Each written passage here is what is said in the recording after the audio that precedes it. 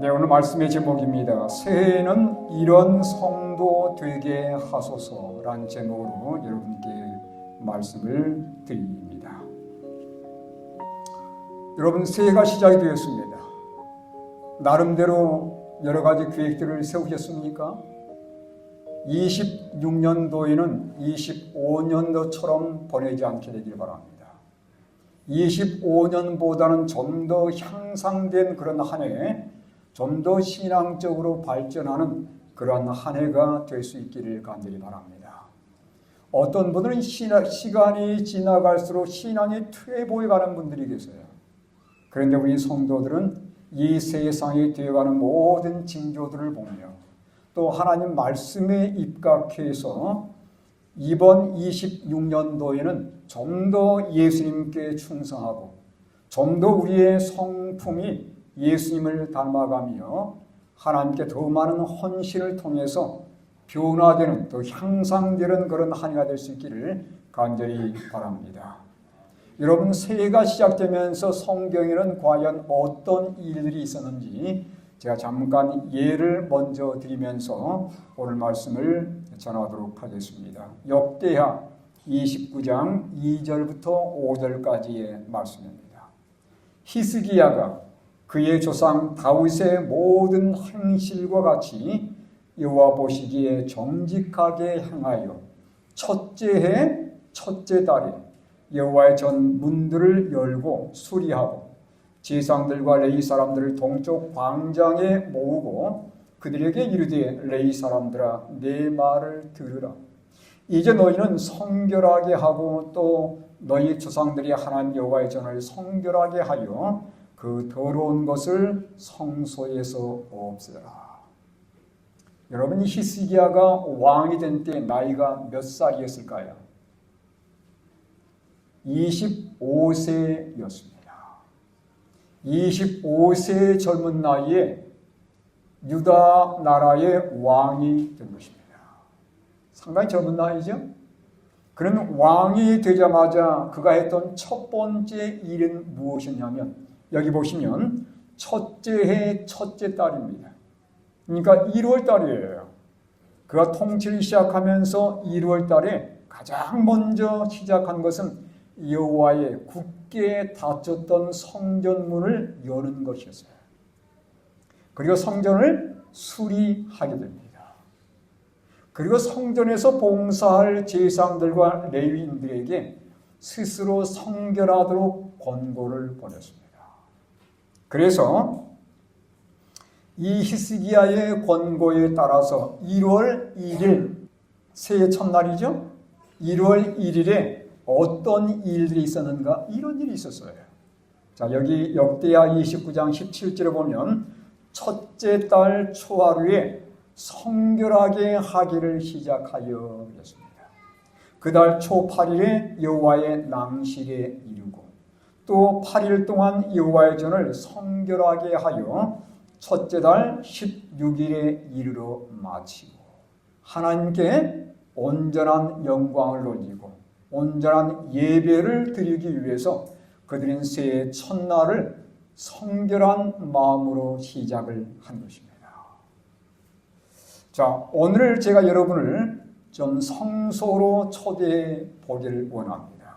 우리도 성전문을 열고 들어가서 우리가 이 새해의 첫 안식일에 어떤 각오로 하나님께 나아가야 할 것인지를 다시 한번 영감을 얻는 우리 성도들이 되기를 간절히 바랍니다. 히스기야 왕이 새해 첫날에 성전문을 열고 제사장들과 레위인들을 성결하게 하도록 지시했던 것처럼 올 한 해 동안 우리의 삶에도 하나님께 향한 우리의 헌신과 우리의 봉사가 보다 더 새로워지기를 간절히 바랍니다. 자, 그래서 우리도 성전문을 열고 함께 들어가 보도록 하겠습니다. 과연 성전 안에 어떤 것들이 있는지를 보시기 바랍니다. 성전문은 동쪽으로 나와 있다고 제가 말씀을 드렸습니다. 자, 동쪽의 문을 열고 들어가게 되면 제일 먼저 보이는 게 뭐였죠? 우리는 이것을 번제단이라고 부릅니다. 번제단이 제일 먼저 나타납니다. 그 다음에 두 번째 보이는 게 뭘까요? 물두멍이라고 합니다. 물두멍이에요. 그리고 성소 안으로 들어가게 되면 위쪽에 뭐가 있냐면 떡상이 놓여 있고 아래쪽에는 그림이 나와 있죠. 금촛대가 놓여 있습니다. 그리고 그 다음에 놓여 있는 것이 바로 분향단입니다. 그리고 이제 한 칸을 더 들어가면 지성소인데 여기는 뭐가 놓여 있냐면 법궤와 속죄소가 놓여 있습니다. 이게 성소의 전체적인 구조입니다. 자, 각 기구들은 아주 중요한 하나의 상징적인 그러한 의미를 지니고 있는데 여러분 번제단은 무엇을 상징하는 것입니까? 우리를 위해서 죽으신 그리스도의 십자가의 희생을 상징하는 것입니다. 물두멍은 뭘까요? 물두멍은 그리스도 예수의 십자가를 경험한 자들이 받게 되는 침례에 대한 상징이 되는 것입니다. 예수님을 믿고 침례를 받은 사람들이 그 다음 단계로 해야 할 일들이 있어요. 그건 떡상으로 나아가는 것이고 금촛대의 분향단으로 나아가는 생활입니다. 자, 여기 떡상은 무엇을 상징하냐면 하나님의 말씀인 성경 말씀을 상징합니다. 하나님 말씀이에요. 네. 그 다음에 그 밑에 있는 이 금촛대는 뭘 상징하냐면 진리의 빛을 증거할 것에 대한 의미가 포함이 되어 있습니다. 우리에게 주신 하나님의 생명의 진리를 다른 사람들에게 비추는 거예요. 세상의 빛이 되어서 다른 사람들에게 빛을 비추는 삶이 여기 금촛대에 포함이 되어 있습니다. 그 다음에 거기 놓여있는 또 하나의 기구가 뭐라 불렀죠? 분향단인데 분향단은 무엇을 의미하는가? 기도의 생활을 의미하는 것입니다. 그리고서는 마지막에 놓여있는 이 지성소의 법궤는 우리로 하여금 장차 우리가 구원받아 하나님 나라에 가게 될 때에 그분의 영광의 보좌 앞에 서게 될 그 놀라운 경험을 우리에게 말씀하고 있는 것입니다. 자, 여러분 잘 보시기 바랍니다. 자, 우리는 이미 십자가의 경험을 통해서 침례를 받으셨습니까? 침례 받으셨어요? 네, 우리 모두는 거의 대다수의 이 자리에 계신 분들은 하나님의 아들과 딸들이 되기로 결심하고 거듭나는 예식인 침례를 이미 받으셨습니다. 그리스도 예수의 십자가를 마음속에 받아들이고 그분의 말씀 따라 살기로 결심하면서 하나님의 자녀로 거듭나는 침례를 이미 받으셨어요. 그런데 아직 우리는 하늘에 갔습니까? 안 갔습니까? 아직 하늘에 가지 못했어요. 이 지성소의 경험은 우리 장차 하나님 나라에 들어가서 그분의 영광의 보좌 앞에 서는 그러한 경험을 우리에게 말씀해 주고 있는 것입니다. 자, 우리는 아직 이 땅에 살면서 예수님을 믿고 침례는 받긴 했지만 아직 하나님 나라에 들어가진 못했어요. 그래서 하나님 나라에 들어갈 백성으로서 우리에게 놓여진 과제는 이 가운데에 있는 세 가지입니다. 무엇과 무엇과 무엇입니까? 말씀과 기도와 그리고 진리의 빛을 비추는 거예요. 그러니까 이게 잘 이루어지는 사람들이 하나님의 말씀과 그리고 기도의 생활과 다른 사람들에게 성실하게 그리스도의 향기를 반사하는 사람들이 결국은 하나님의 영광 앞에 서는 놀라운 축복을 누리게 되는 것입니다. 이게 구약 성경이 우리에게 주는 놀라운 기별이에요. 장차 예수님의 영광 앞에 하나님의 영광 앞에 설 자들은 반드시 이런 생활을 누려야 한다는 것입니다. 여러분 신약 성경은 어떻습니까? 자, 여기 보시기 바랍니다. 신약 성경도 우리가 하나님 나라에 들어가기 위해서 하나님의 영원한 백성으로 살기 위해서 이 세 가지 것이 우리의 삶 속에 실현되어야 될 것을 이렇게 말씀하고 있습니다. 자, 에베소서 6장 17절로 20절의 말씀입니다. 성령의 곧 하나님의 말씀을 가지라. 모든 기도와 간구를 하되 항상 성령 안에서 기도하고 이를 위하여 깨어 구하기를 항상 힘쓰며 여러 성도를 위하여 구하라. 또 나를 위하여 구할 것은 내게 무엇을 주사? 말씀을 주사 나로 입을 열어 복음의 비밀을 담대히 알리게 하옵소서 할 것이니 이 일을 위하여 내가 쇠사슬에 매인 사신이 된 것은 나로 이 일에 당연히 할 말을 담대히 하게 하려 하시니라. 여러분 세 가지 다 나와 있습니까? 우리 아까 성소에 들어갔을 때 침례를 받은 분들이 하나님의 영광의 보호자에 이르기까지 우리가 경험해야 될 세 가지 중요한 걸 제가 말씀드렸어요. 떡상의 경험, 말씀의 경험입니다. 그 다음에 분향단의 경험, 기도의 삶이에요. 그리고 금초 때 무슨 경험이라고 했죠? 진리를 다른 사람들에게 나타내는 경험입니다. 이 세 가지가 이 말씀 속에 다 포함이 되어 있어요. 자, 하나씩 보겠습니다. 첫 번째, 성령의 검, 곧 하나님의 말씀을 가지라. 말씀을 꾸준하게 읽고 연구하는 삶입니다. 그 다음에 두 번째 뭐라고 말씀하냐면 모든 기도와 간구를 하되 항상 성령 안에서 기도하고 이를 위하여 깨어 구하기를 항상 힘쓰며 여러 성도를 위하여 구하라. 이거 뭐 하는 거예요? 기도의 생활입니다. 그렇죠?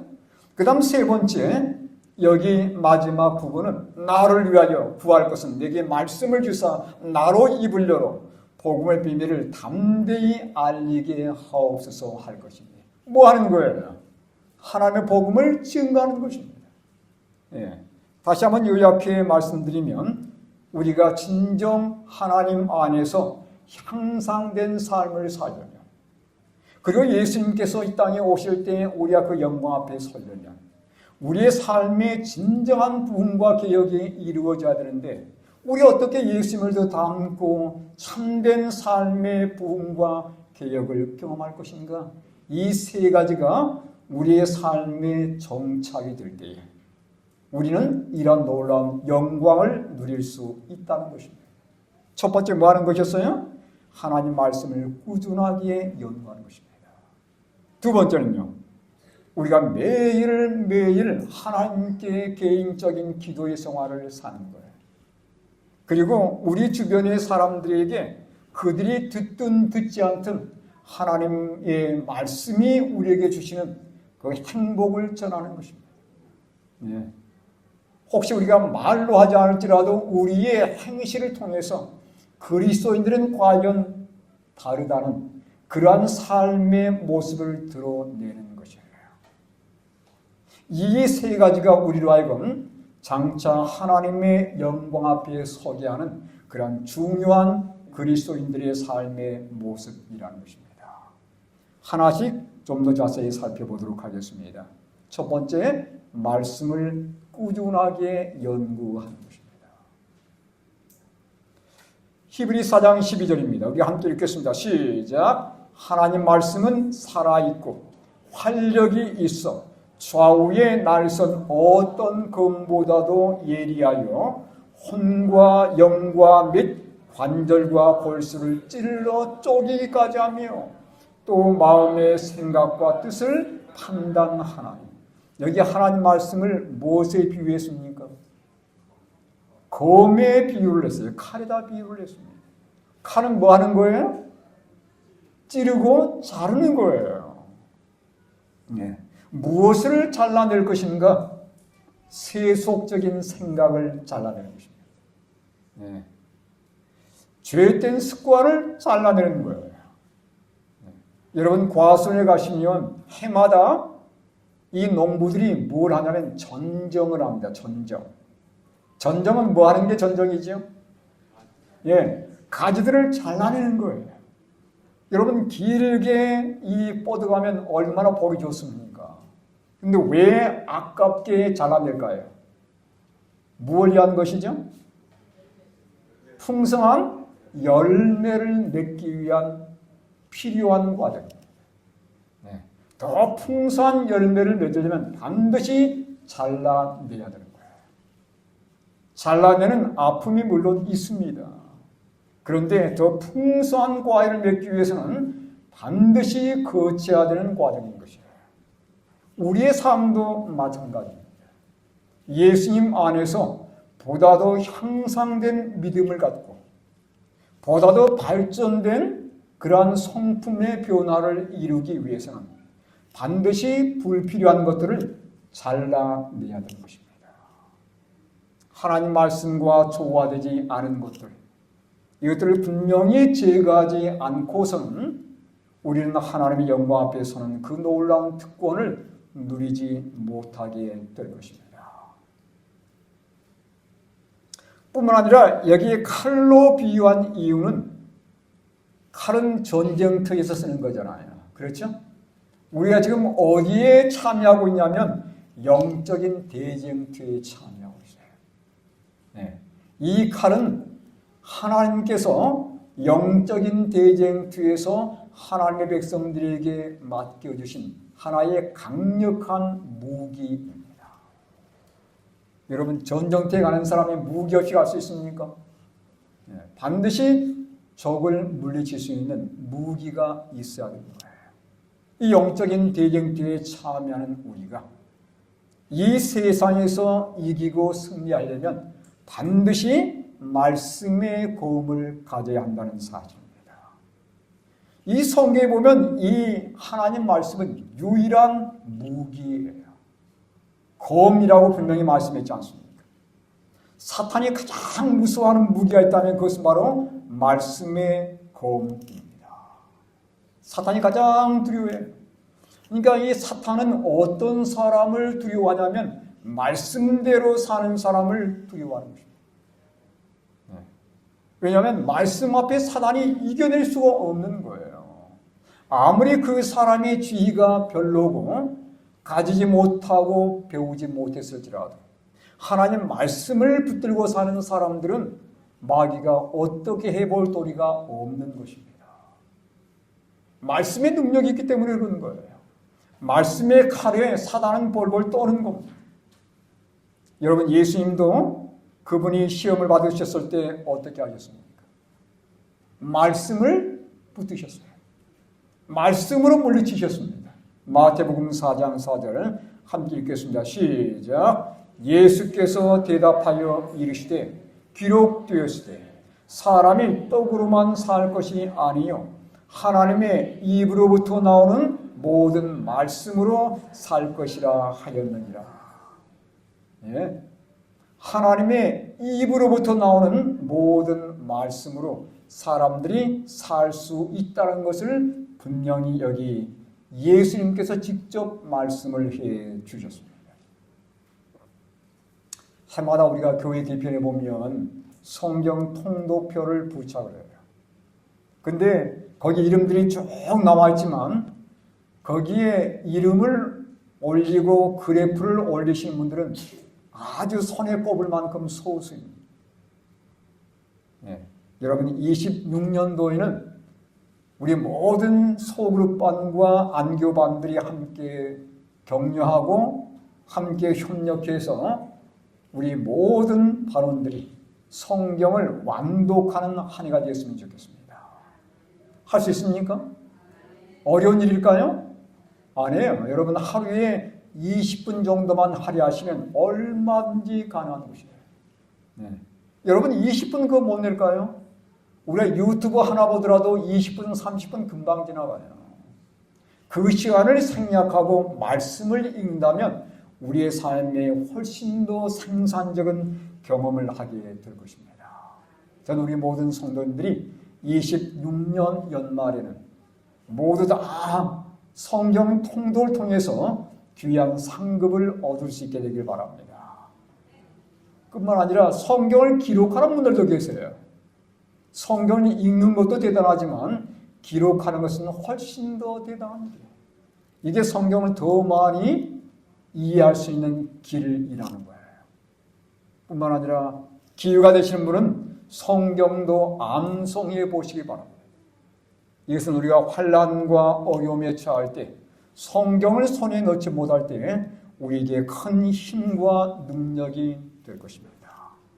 26년 한 해 동안에는 이 말씀을 꼭 읽으셔서 우리 신앙의 향상을 이루시고 참된 개혁을 경험하시는 우리 모든 믿음의 성도들 되시길 간절히 바랍니다. 두 번째는 기도의 삶입니다. 예수님께서 뭐라고 말씀하셨어요? 마가복음 14장 38절에 시험에 들지 않게 깨어있어 기도하라. 마음에는 원이로되 육신이 약하도다 하시고. 여러분, 우리 가운데 시험 받지 않고 사는 분들이 어디에 있습니까? 때때로 우리 마음에 화를 돋구는 이러한 시험들도 있기도 하고, 우리로 하여금 세상적인 유혹에 넘어지게 만드는 여러 가지 시험들이 우리 주변에 끊임없이 제공됩니다. 그래서 예수님께서 뭐라고 말씀하세요? 시험에 아예 들지 않게 하는 비법이 있다는 거예요. 뭐 하는 거예요? 기도하는 거라고 했습니다. 물론 우리가 시험에 들 때에 하나님 말씀으로 이겨낼 것이지만 그 전에 시험을 차단하는 방법이 있어요. 이건 기도의 삶을 사는 것입니다. 미리 시험을 차단하는 길은 기도의 생활을 사는 거예요. 여기 영감에는 이렇게 말씀합니다. 기도는 죄악과의 투쟁과 그리스도인적 품성의 개발에 있어서 하늘이 정하신 성공의 방법이다. 그러니까 우리가 기도를 통해서 누구를 닮아가는 겁니까? 예수님과 교제하면서 그분을 더 많이 닮아가는 거예요. 여러분, 우리가 때로는 기도 없이 하루를 지내는 경우들이 많지요. 말씀도 읽지 않고 기도도 하지 않고 우리는 흑암 속에 살아가는 것이에요. 여러분, 찬미 가운데 오늘 집을 나서기 전, 자, 우리 이 찬미를 한번 1절만 불러보도록 하겠습니다.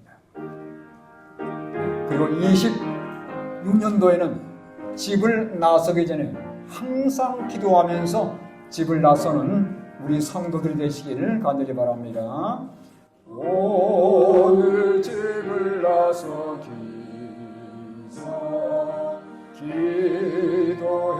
기도했나요? 오늘 받을 종이에 기도했나요? 기도는 우리의 안식 빛으로 인도하리. 앞이 깜깜할 때 기도 잊지 마시고. 이 찬미의 가사처럼 여러분, 집을 나서기 전에 반드시 뭐 하자고요? 기도하자는 것입니다. 집을 나서기 전에 우리가 물론 식탁에 앉았을 때도 우리는 기도하지만 집을 나서기 전에 꼭 기도하시고 하루를 시작하고 또 그날 주어진 임무들을 이행하시는 우리 믿음의 성도들 되시기를 간절히 바랍니다. 이게 우리가 시험 들지 않고 시험에서 이기는 길이며 예수님을 더 닮아가는 그러한 비결임을 분명히 하나님께서 우리에게 말씀해 주고 있습니다. 여러분, 우리가 기도할 때 내 자신과 우리 가정을 위해서도 기도할 것이지만 우리 다른 성도들을 위해서도 꼭 기도하시기 바랍니다. 한 작은 교회에 말수가 없는 한 노인이 있었습니다. 그런 예배가 시작되면 언제나 앞자리에 앉아서 말씀을 귀담아 듣고 설교가 끝나면 두 손을 꼭 모은 채 한참을 무언가를 위해서 기도하곤 했습니다. 그리고선 모든 사람의 교회를 떠나면 그때서야 일어나가지고 제일 늦게 교회를 떠나가는 거예요.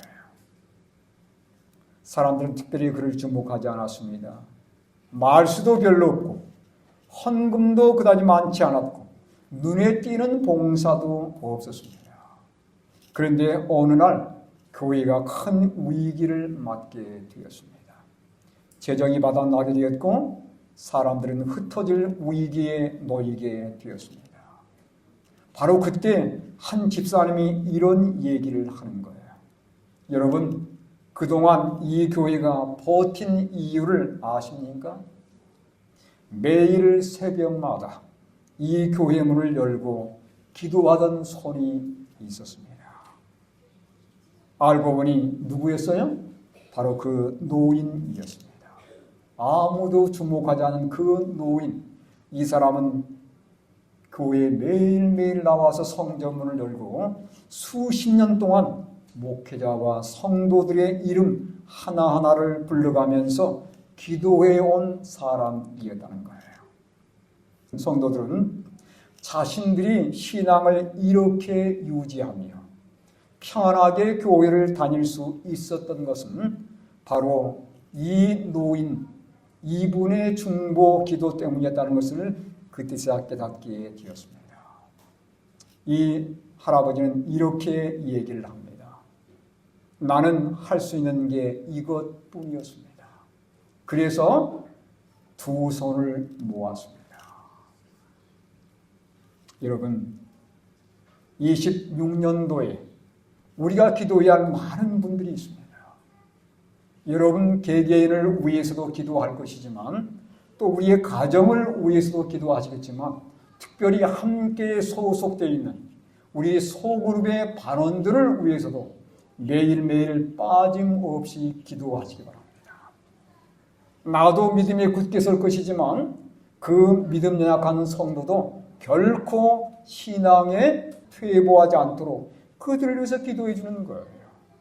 오늘까지 여러분이 이렇게 교회를 다닐 수 있었던 것은 여러분 뒤에서 끊임없이 기도하는 분들이 있었기 때문입니다.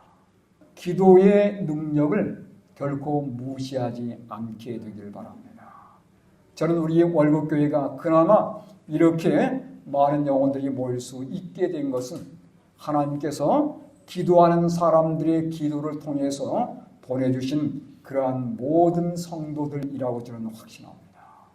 26년 한 해 동안도 계속해서 새벽 기도를 이어갈 수 있게 되기 바라고 또 우리 구역반에서 끊임없이 우리 반원들을 위해서 기도하는 그런 교회가 될 수 있기를 간절히 바랍니다.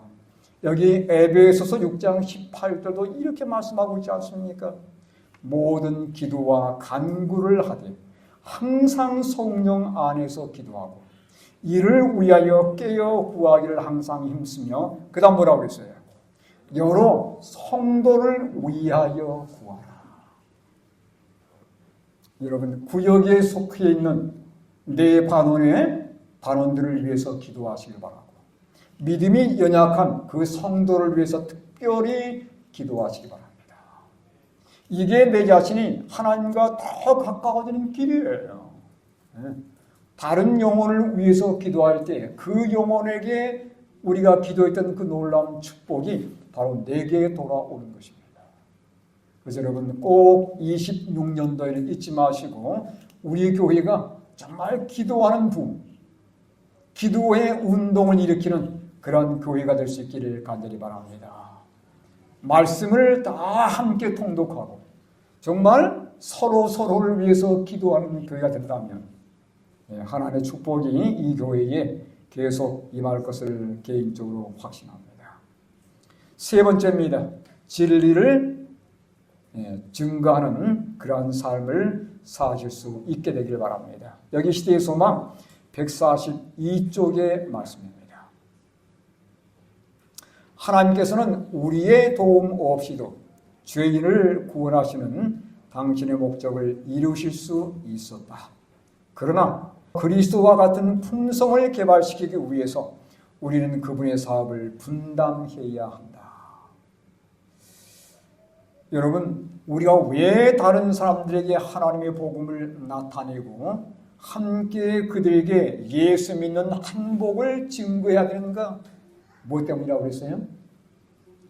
그리스도와 같은 품성을 개발시키기 위해서라는 것입니다. 이 전도는 우리에게 부담을 주기 위한 그게 아니에요. 전도는 내 자신을 살리기 위한 하나님의 방법이라는 것입니다. 하나님이 원하시면 하루아침에 복음사면 끝날 수 있어요. 근데 하나님은 왜 그렇게 하지 않고 이렇게 힘들고 어렵게 우리에게 분부하시는가? 누구를 위한 겁니까? 나를 위한 것입니다. 여러분, 전도는 강요가 아니에요. 내가 만난 사람들에게 예수 믿는 한복을 나누는 게 복음을 증가하는 것입니다. 내가 예수를 믿었더니 내 삶에 이러한 변화가 생겼어. 나는 예수 믿는 게 너무 좋아. 이걸 증가하는 게 복음 증가하는 거예요. 이건 누구도 할 수 있는 겁니다. 성경 펴고 말씀을 가르쳐야 복음 증가하는 게 아니에요. 내가 만난 그 예수님 때문에 내가 얼마나 행복한지 우리 이웃들에게 단순히 그 얘기를 나누는 것만으로도 우린 충분히 하나님의 빛을 그들에게 전달하는 것입니다. 여러분, 우리가 하늘에 갈 때 딱 두 가지를 가져가요. 첫 번째는 뭐라고 했습니까? 예수님 안에서 형성된 아름다운 품성입니다. 이건 우리가 예수님 오실 때 딱 가져갈 수 있는 가장 최고의 것이에요. 그 다음 두 번째 뭘 가져갈까요? 내가 인도했던 그 영혼들과 함께 가는 것입니다. 혼자 가는 사람도 있을까요? 거의 없을 거예요. 네. 만약 그에게 기회가 주어지지 않아가지고 기회가 없어서 그냥 예수 믿고 잠시 후에 돌아가셨다면 그런 기회가 없었겠죠. 그런데 정말 예수님을 믿고서 5년, 10년 이런 기회가 주어진 우리 모두에게는 반드시 다른 사람들에게 하나님의 복음을 나타낼 수 있는 그런 충분한 기회들이 주어졌습니다. 그래서 혼자 하늘에 가는 사람들은 거의 없어요. 반드시 누군가와 함께 하늘에 간다는 사실입니다. 여러분, 26년도에는 어떤 분을 교회로 인도하기 원하십니까? 우리 교회를 가득 채우는 게 하나님께서 우리 각자에게 맡기신 사명이에요. 이건 교회 목사님만이 하는 것이 아니고 장로님들만 하는 것이 아닙니다.